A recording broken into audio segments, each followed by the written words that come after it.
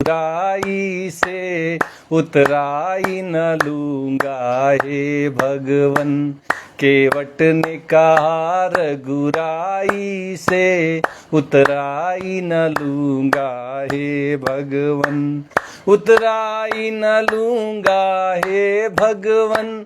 उतराई न लूंगा हे भगवन। उतराई न लूंगा हे भगवन। उतराई न लूंगा हे भगवन। केवट ने कहा रघुराई से उतराई न लूंगा हे भगवन।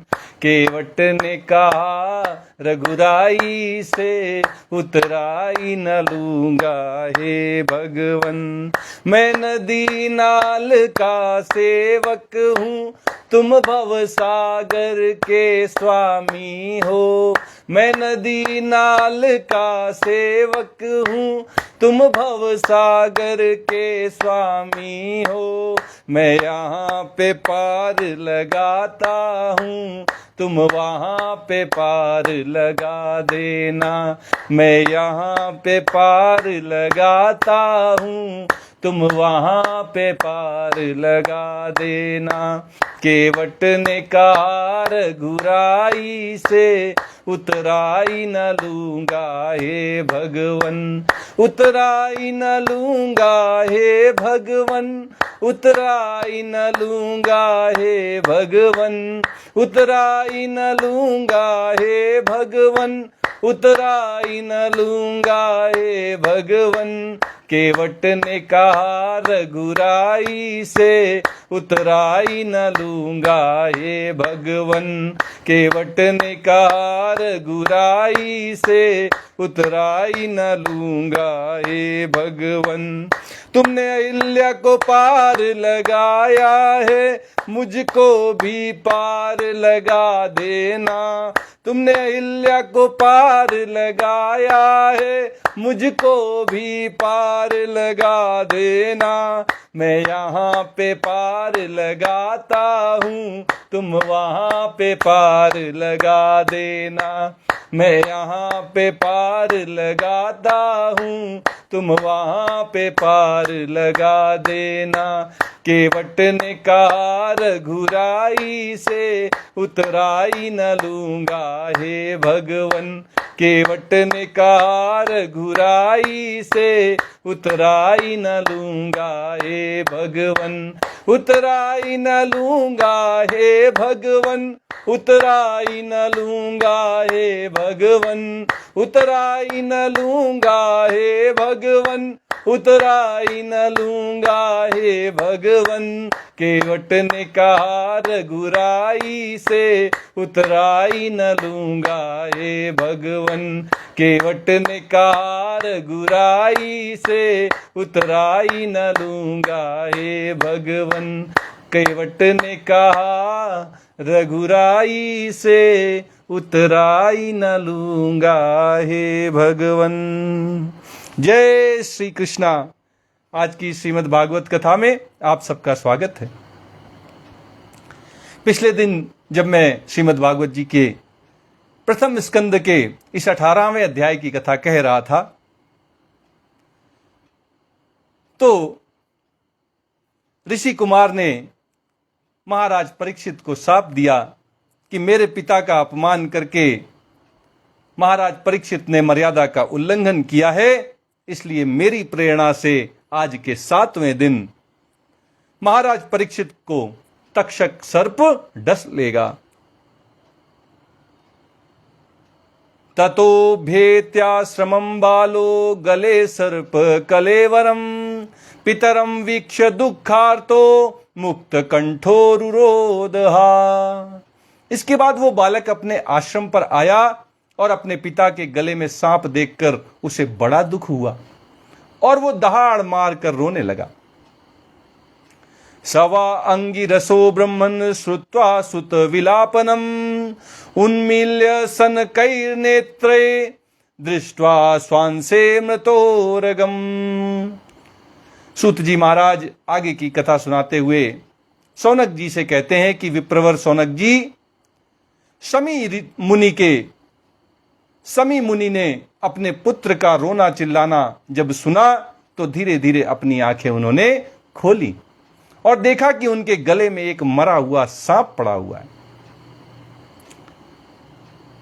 समी मुनि ने अपना गले में पड़ा हुआ वह सांप फेंक दिया और उन्होंने पुत्र से पूछा, क्या कहते हैं, विसृज्य पुत्रम पपृच्छ वत्स कस्माधिरोदिसी केन वा ते प्रकृतमित्युक्तः स न्यवेदयत। सांप को फेंक कर अपने पुत्र से कहते हैं, बेटा तुम क्यों रो रहे हो, किसने तुम्हारा अपकार किया है। उनके इस प्रकार पूछने पर बालक ने सारा हाल अपने पिता से कह दिया। निशम्य सप्त मतर दहम नरेंद्रम स ब्रह्मणो नामत्यभिनंदत अहो बातांग हो महदज्ञ ते कृत मलपीयसी द्रोह उरुर्दमोधृतः।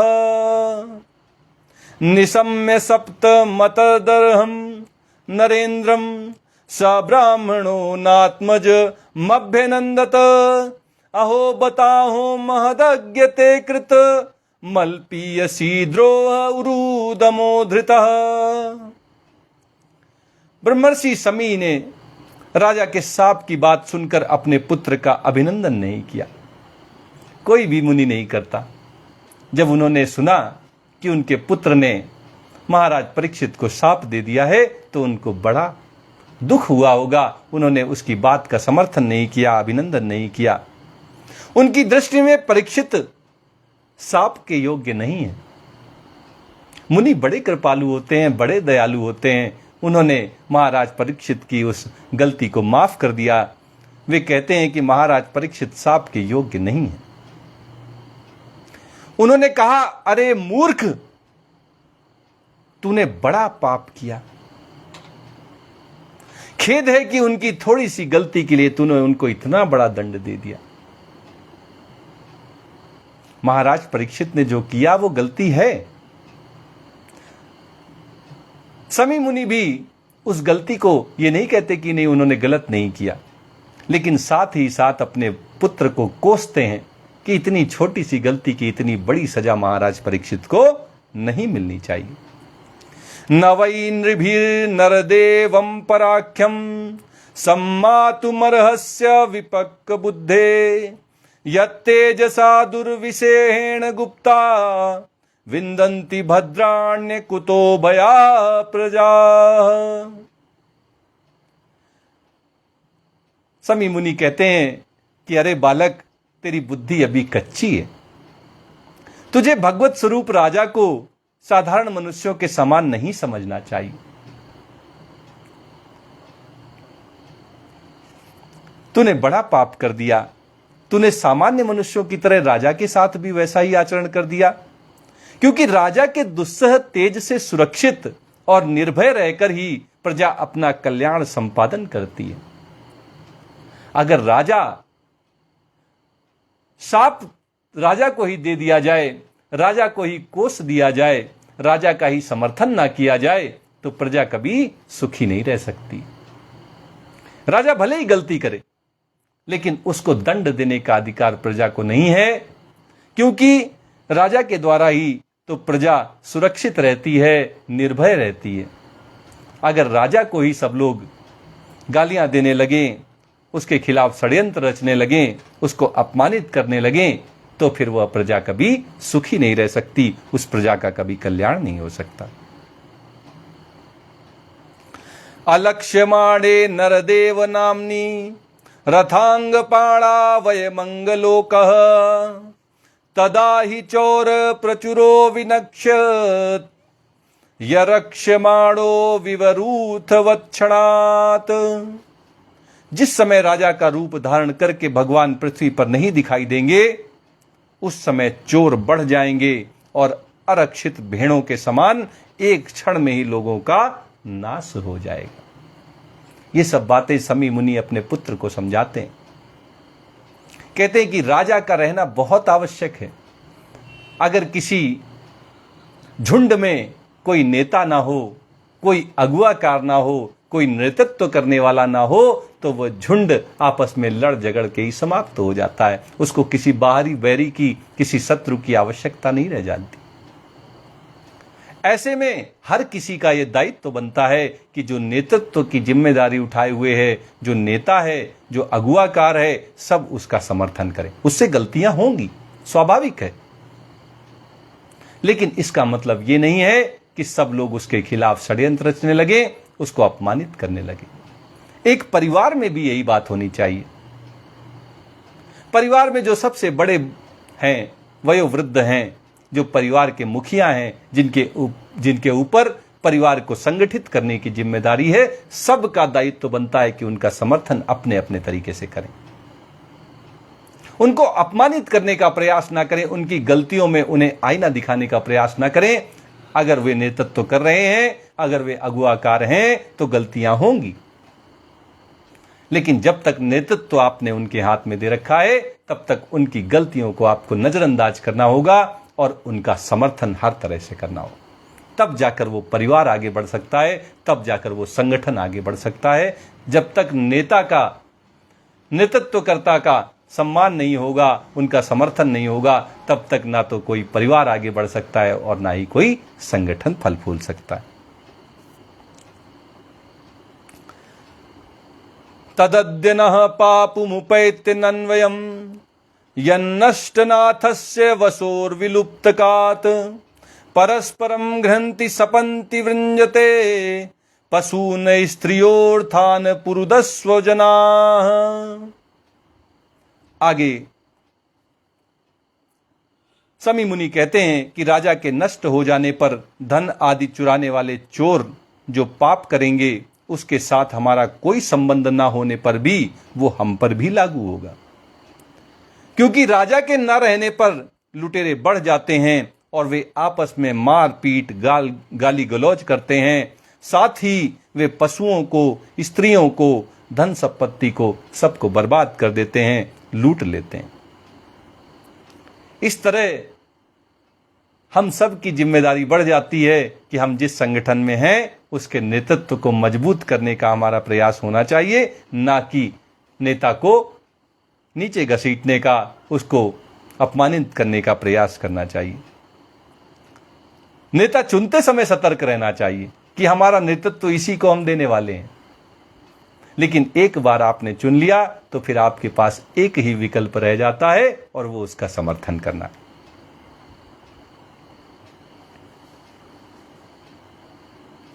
तदार्य धर्मश्च विलीयते नृणाम वर्णाश्रमाचारयुत स्त्रियैमयः ततोर्थ कामाभिनिवेशितात्मनाम सुनाम कपीनामिव वर्ण संकरः। और ये एक प्रकार की श्रृंखला की शुरुआत हो जाती है। अगर कोई राजा को ही शाप दे दे, उसको ही षड्यंत्र रचकर मार डाले, उसको अपमानित करके उसका तिरस्कार कर दे, तो सबसे पहले तो बागियों की संख्या, लुटेरों की, चोरों की संख्या बढ़ जाती है। और चूंकि कोई नेता नहीं बचता, इसलिए उनका कोई प्रतिकार करने वाला नहीं रह जाता, और ऐसे में उन लुटेरों के, चोरों के हौसले बुलंद हो जाने के कारण समाज में लूटपाट की घटनाएं बढ़ जाती हैं। ना स्त्रियां सुरक्षित रहती हैं, ना पशु सुरक्षित रहते हैं, और ना ही धन संपत्ति किसी की सुरक्षित रहती है। आगे चलकर और समस्या बढ़ जाती है। मनुष्यों का वर्णाश्रमाचार युक्त वैदिक आर्य धर्म लुप्त हो जाता है। कोई फिर वर्ण आश्रम व्यवस्था को नहीं मानता, अपने अपने हिसाब से सब चलने लगते हैं, और इस तरह आर्य धर्म लुप्त हो जाता है। अर्थ, लोभ और काम वासना के विवश होकर लोग कुत्तों और बंदरों के समान वर्ण संकर हो जाते हैं। मनुष्य जन्म में बड़ी मर्यादा रखी गई है। एक पत्नी के साथ अपना गृहस्थ धर्म जो है वो निभाने का हमें पूर्ण स्वतंत्रता हमारे धर्म में दी गई है, लेकिन कुत्तों की तरह, बंदरों की तरह किसी के भी साथ संबंध बना लेने का हम मनुष्यों में कोई रीति रिवाज नहीं है। और अगर राजा सशक्त रहता है, नेता सशक्त रहता है, तो समाज में ये व्यवस्था जो मनुष्यों की बनाई हुई है, मनुष्यों के कल्याण के लिए बनाई हुई है, वे भली भांति चलती रहती है। लेकिन राजा के ना होने पर, नेतृत्व के सक्षम ना होने पर, आपने देखा होगा आज जो अरब देशों की स्थिति है, पाकिस्तान की ले लें, अफगानिस्तान की ले लें, तालिबान की, ईरान की, इराक की, आज वहाँ क्या हो रहा है? सशक्त शासन ना होने के कारण, और अफ्रीका के देशों में वहां पर मनुष्य अपने मर्यादाओं का उल्लंघन करके और फिर से वही बंदरों, वही कुत्तों जैसी स्थिति में आ गए। जिस लड़की को पा लिया उसको घसीट ले गए, क्योंकि कोई अब वहां शासन करने वाला नहीं बचा, कोई वहां शासक नहीं बचा जो सशक्त हो, जो कानून व्यवस्था को लागू कर सके। इसी बात की ओर इशारा करते हुए समी मुनि अपने पुत्र को समझा रहे हैं कि राजा के न रहने पर वैदिक धर्म का जो मर्यादाएं हैं वे टूट जाएंगी, आर्य धर्म लुप्त हो जाएगा। लोग धन के चक्कर में, लोभ के चक्कर में, काम वासनाओं के चक्कर में अपनी मनुष्यता को, अपने मनुष्य की मर्यादा होने को त्याग देंगे, कुत्तों और बंदरों के समान वर्ण संकर हो जाएंगे। धर्मपालो नरपति स तू समांड ब्रह्मच्छवाह साक्षान महाभागवतो राजर्षिर्हय मेधयाट क्षुत्रट श्रमयुतो दीनो नैवास्म छापमर्हति। और ये सब घटनाएं जो होती हैं, इनको बताने के बाद समी मुनि अपने बेटे से कहते हैं कि सम्राट परीक्षित तो बड़े ही यशस्वी हैं, वे धर्म धुरंधर हैं, उन्होंने बहुत से अश्वमेध यज्ञ किए हैं और वे भगवान के बड़े प्यारे भक्त हैं। वे राजर्षि भूख प्यास से व्याकुल होकर हमारे आश्रम में आए थे। वे साप के योग कदाचित नहीं हैं, उनको तुम्हें साप नहीं देना चाहिए। अपापेषु स्वभृत्येषु बालेना पक्व बुद्धिना पापम कृतम तद भगवान सर्वात्मा क्षन्तुमर्हति। इस नासमझ बालक ने हमारे निष्पाप सेवक राजा का अपराध किया है, सर्वात्मा भगवान कृपा करके इसे क्षमा करें। अपने पुत्र के लिए समी मुनि भगवान से प्रार्थना करते हैं कि इससे अपराध हुआ है, इसने निष्पाप राजा को शाप देकर बड़ा अपराध किया है, सर्वात्मा भगवान इसके इस अपराध को क्षमा करें, इस पर कृपा करें और इसको इसकी की हुई इस गलती के लिए क्षमा करें। तिरस्कृता विप्रलब्धा सप्ता क्षिप्त्वा हतापि नास्य तत्प्रतिकुर्वन्ति तद्भक्ता प्रभवोपि। भगवान के भक्तों में भी बदला लेने की शक्ति होती है। समी मुनि बड़ी गूढ़ बात कह रहे हैं कि ऐसा नहीं कि जो भगवान के भक्त होते हैं उनमें बदला लेने की शक्ति नहीं होती, शक्ति पूरी होती है, लेकिन उनका स्वभाव बदला लेने का नहीं होता। परंतु वे दूसरों के द्वारा किए हुए अपमान, धोखेबाजी, गाली गलौज और आक्षेप और मारपीट का कोई बदला नहीं लेते। शक्ति होते हुए भी, बदला लेने की पूरी सामर्थ्य होते हुए भी वे किसी से बदला नहीं लेते। यही भगवान के भक्तों का स्वभाव होना चाहिए। अगर आप कहते हैं कि हम भगवान के भक्त हैं तो ये कसौटी है आपके लिए। कसिए अपने आप को, देखिए कि आप भक्त हैं, क्या आप भक्त कहलाने के लिए हैं योग्य, या केवल बस भगवान का नाम का सहारा लेकर और आप जो है अपने अनुसार आचरण कर रहे हैं। क्योंकि अगर भगवान के भक्त हैं तो समी मुनि एक कसौटी कस रहे हैं कि बदला लेने की शक्ति हो, सामर्थ्य हो, लेकिन सामने वाला भले ही आपको अपमानित कर दे, गाली गलौज कर दे, धोखेबाजी कर दे, आपके ऊपर आक्षेप लगा दे या मारपीट ही क्यों ना कर डाले, लेकिन आपको बदला नहीं लेना है। यही आपके भक्त होने की कसौटी। इति पुत्र कृताघेन सोनुतप्तो महामुनिः स्वयं विप्र कृतो राज्ञा नैवाघम तदचिंतयत। महामुनि समी को पुत्र के अपराध का बड़ा पश्चाताप हुआ। राजा परीक्षित ने तो उनका अपमान किया था, उस पर तो उन्होंने ध्यान ही नहीं दिया। ये होते उच्च कोटि के मुनि। उनके गले में सांप डाला मरा हुआ, उनका अपमान हुआ, लेकिन समी मुनि को उसकी कोई परवाह नहीं है। उनको तो बस इस बात की परवाह है कि उनके पुत्र ने महाराज परीक्षित को क्यों शाप दे दिया, उससे यह अपराध कैसे हो गया। वे अपने पुत्र के अपराध को लेकर पश्चाताप कर रहे हैं। प्रायशः साधवो लोके परैर्द्वन्द्वेषु योजिता नाव्यथन्ति नाहृष्यन्ति यतात्मा गुणाश्रयः। अब महात्माओं का स्वभाव कैसा होता है, इसके बारे में सूत जी महाराज कहते हैं कि महात्माओं का तो स्वभाव ही ऐसा होता है, तभी तो महात्मा है, महान आत्मा। जो महान आत्मा है वो ऐसे महान आत्मा नहीं बन गए, कुछ उनके अंदर गुण होते हैं। और उन महात्माओं का एक स्वभाव होता है कि जगत में जब दूसरे लोग उन्हें सुख दुख आदि द्वंद्वों में डाल देते हैं, तब भी वे प्रायः हर्षित या व्यथित नहीं होते।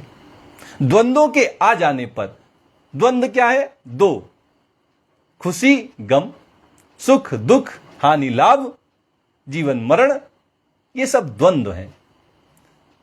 महात्मा इनके चक्कर में नहीं फंसते, क्योंकि एक से अगर प्रीति होती है तो दूसरे से बैरीपन भी होता है, और इसलिए वे दोनों को त्याग देते हैं। वे ना तो हर्षित होते हैं और ना ही वे व्यथित होते हैं। और इसका कारण बस मात्र इतना ही है कि महात्मा जानते हैं कि आत्मा का स्वभाव गुणों से सर्वथा परे होता है। वे त्रिगुणातीत अवस्था को प्राप्त कर जाते हैं। वे सतोगुण, रजोगुण और तमोगुण, प्रकृति के इन तीनों गुणों से ऊपर उठ जाते हैं, और इसलिए वे द्वंद्वों से परे होकर आत्मा में आनंद लेते हैं, आत्मा में रमण करते हैं। इस तरह श्रीमद् भागवत के प्रथम स्कंद के इस 18वें अध्याय का समापन होता है। इति श्रीमद् भागवते महापुराणे पारमहंस्याम संहितायाम प्रथम स्कंदे विप्र शापोपलब्धनम नाम 18 अध्याय। आज श्रीमद् भागवत जी की कथा यहीं तक कही जाएगी। आइए श्रीमद् भागवत जी की आरती करते हैं और कथा को यहीं विराम देते हैं।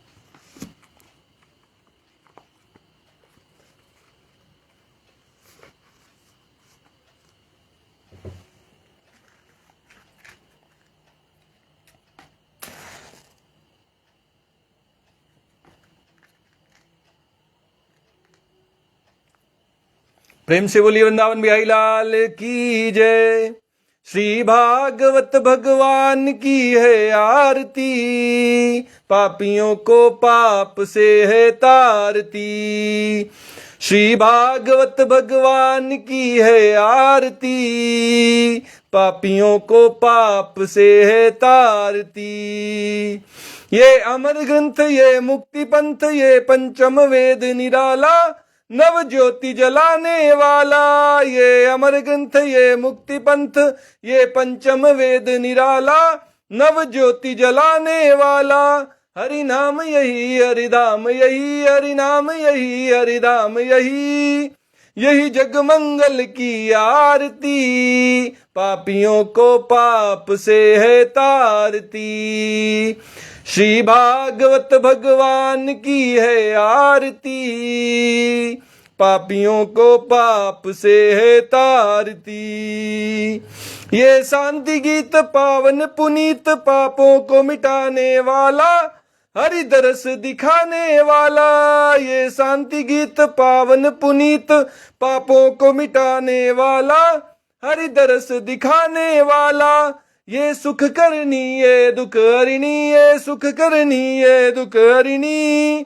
श्री मधुसूदन की आरती, पापियों को पाप से है तारती। श्री भागवत भगवान की है आरती, पापियों को पाप से है तारती। ये मधुर बोल जग फंद खोल, सन्मार्ग दिखाने वाला, बिगड़ी को बनाने वाला। ये मधुर बोल जग फंद खोल, सन्मार्ग दिखाने वाला, बिगड़ी को बनाने वाला। श्री राम यही घन श्याम यही, श्री राम यही घन श्याम यही, यही प्रभु की महिमा की आरती, पापियों को पाप से है तारती। श्री भागवत भगवान की है आरती, पापियों को पाप से है तारती। श्री भागवत भगवान की है आरती, पापियों को पाप से है तारती। प्रेम से बोलिए वृंदावन बिहारी लाल की जय, राधा रमण सरकार की जय, राधा वल्लभ लाल की जय। जय श्री कृष्णा, जय श्री कृष्णा, जय जय।